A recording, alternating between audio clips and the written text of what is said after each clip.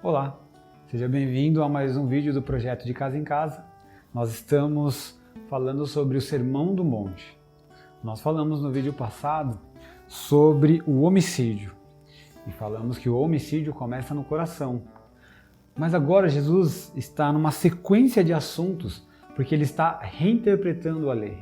Antes, se você está acompanhando aí conosco, Jesus falou sobre os seus discípulos e depois ele falou sobre ele, que ele veio cumprir a lei. E agora, ele, a partir da semana passada que nós falamos do homicídio, é uma série de reinterpretações da Torá, reinterpretações do Antigo Testamento que o nosso Senhor Jesus está fazendo.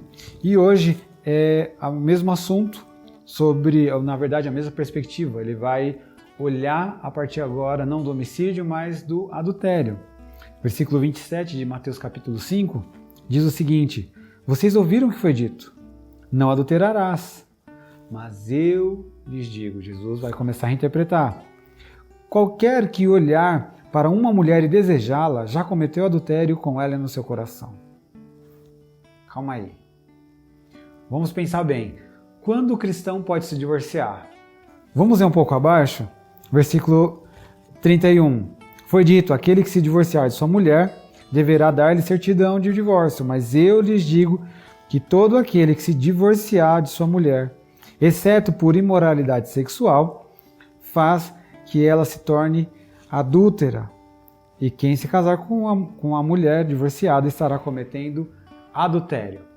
Então, se criou um estigma no meio cristão em que o adultério ele é a condição do divórcio.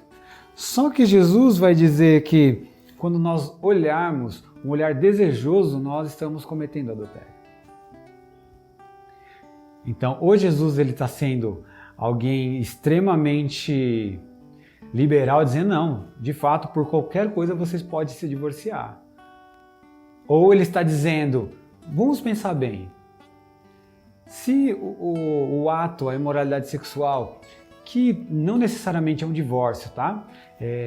A gente pode entender aí a palavra, né, no grego porneia, como não só uma traição, mas qualquer tipo de impureza sexual seria, né, uma outra palavra para isso. Então, o que Jesus está dizendo? Pondere. Será que o divórcio ele é dessa forma mesmo? Assim, vamos entregar os pontos, mas adulterou, vamos entregar os pontos? E depois, mais para frente, quando Jesus vai falar sobre isso, ele vai dizer sobre a dureza de coração. E aí esse é o ponto. Então, o ponto não é que a traição é a condição que você pode simplesmente dar o divórcio. O fato é que quando o nosso coração é duro diante do Senhor, nós então entregamos o divórcio. Duro por quê? Porque nós não sabemos lidar com o perdão, nós não sabemos lidar com aquelas pessoas que nos ofendem. E todo o resto do capítulo tem a ver com essas condições. O homicídio é uma forma que a gente não sabe lidar com o próximo. Então a gente mata no coração e depois mata a pessoa fisicamente, né? E o adultério é a mesma coisa, a gente tem um olhar desejoso. E esse olhar desejoso nos leva depois a um adultério. E aí, aqui tem uma parte que muita gente interpreta da maneira incorreta. No versículo 30, Jesus diz o seguinte: se a sua mão direita o fizer pecar, corte e lance fora, é melhor perder uma parte do corpo do que ir todo ele para o inferno. E aí eu lembro de uma história muito interessante que um rapaz casado, ao descer do seu prédio, quando saía pela portaria, que ele precisava ir comprar pão, ele passava nesse caminho, bem praticamente na porta do seu prédio, tinha ali uma banca de jornais. E bem do lado que ficava para o prédio dele, haviam revistas eróticas. E toda vez que ele passava, ele não resistia. Ele era um cristão, mas ele não resistia. Ele parava e ficava olhando. O dia melhor dele é quando ele passava olhando. Então aquilo era algo ruim para ele. E ele começou a orar para Deus, para que Deus tirasse essa banca de jornal do lugar. E é muito interessante, porque Jesus falou com ele assim, você precisa cortar os seus olhos. E cortar os olhos dele não era literal furar o olho, deixar ele cego, mas é que ao sair do prédio ele atravessasse a rua, andasse, passasse pela banca do outro lado e atravessasse novamente e fosse comprar o pão. Ele demorava aí cerca de 2 minutos a mais, mas ele tinha o dia inteiro de olhar para sua esposa de uma forma limpa, de uma forma de que ele não tinha adulterado no coração. Então essa é a grande condição do ser humano, de quando pensa, vou cortar. O que é cortar? Cortar, de fato, é você desviar do caminho mal. Se no meio do caminho tem algo que te faz mal, então corte isso. É melhor você perder um pouco mais de tempo, mas ganhar a sua vida, do que você fazer um caminho mais curto e perder toda a sua vida. Tem muito a ver com isso, o que Jesus está falando. O divórcio é uma consequência dessa promiscuidade que começou no olhar desejoso, que começou no coração, que está se desviando da sua esposa, se desviando do propósito do casamento, e ele começa a desejar uma outra pessoa, que não a sua esposa, que não o seu cônjuge, e a partir disso vai começar a fomentar dentro dele um desejo, e esse desejo vai saltar aos olhos, e aí acontece o divórcio, mas o divórcio de fato já aconteceu no coração. A gente rompe o nosso casamento quando no nosso coração a gente deixa de olhar para o nosso cônjuge e começa a olhar para outras pessoas. Tudo que vem depois é uma consequência do que já aconteceu no coração. Não foi assim com o homicídio? É assim também como adultério e divórcio. E continuando o texto, Jesus vai falar dos juramentos. Vocês também ouviram o que foi dito aos seus antepassados. Não jure falsamente, mas cumpra o juramento que você fez diante do Senhor.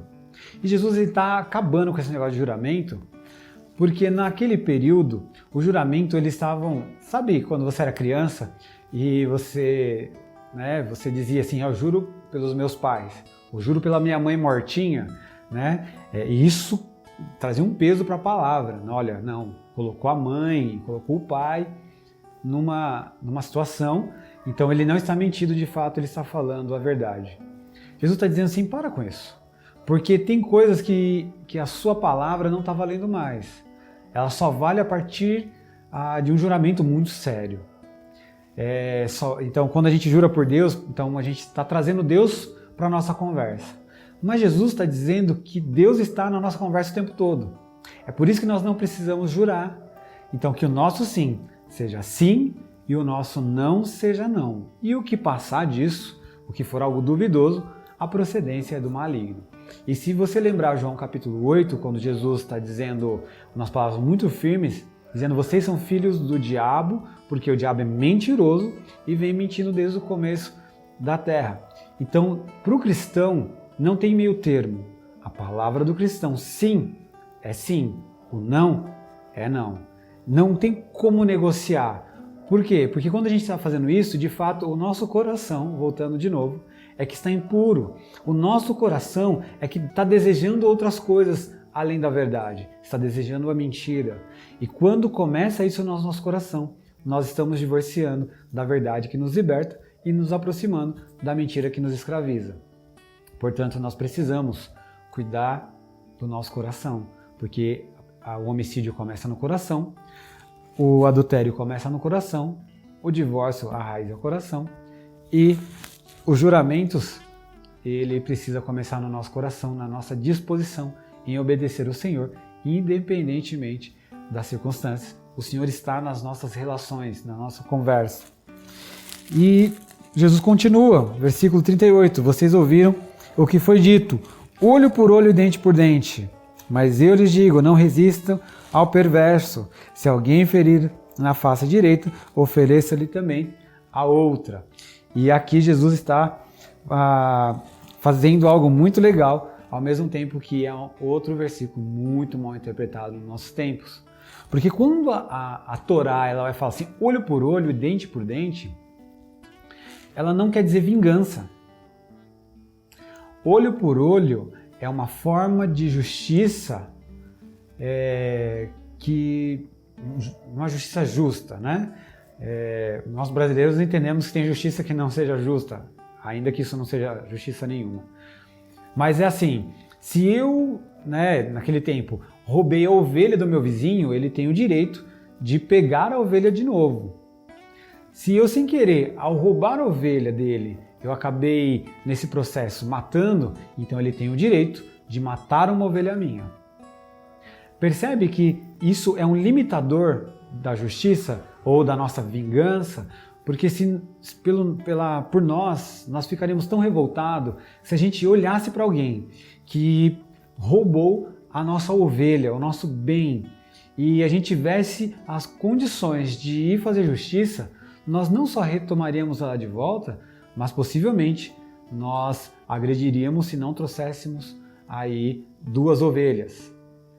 Percebe que o olho por olho tem a ver assim, olha, você vai fazer com a pessoa a mesma coisa que a pessoa fez com você, nem a mais e nem a menos.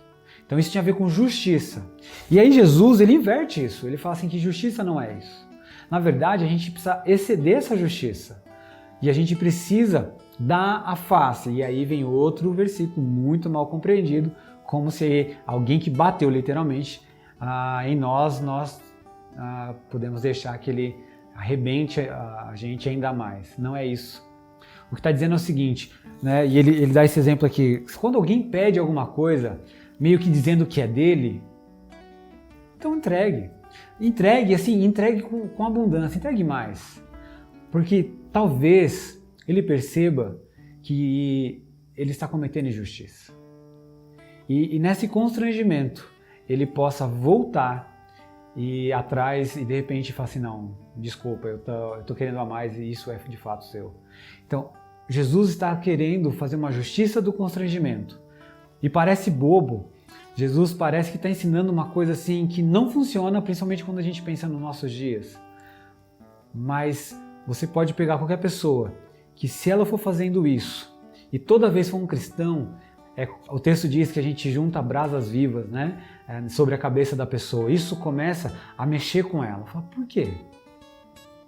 Eu sou um abusador, eu sou alguém que retira o que é das pessoas. E as pessoas não só deixam, mas estão entregando mais. O que acontece? Por quê? Esse porquê é porque nós temos Jesus.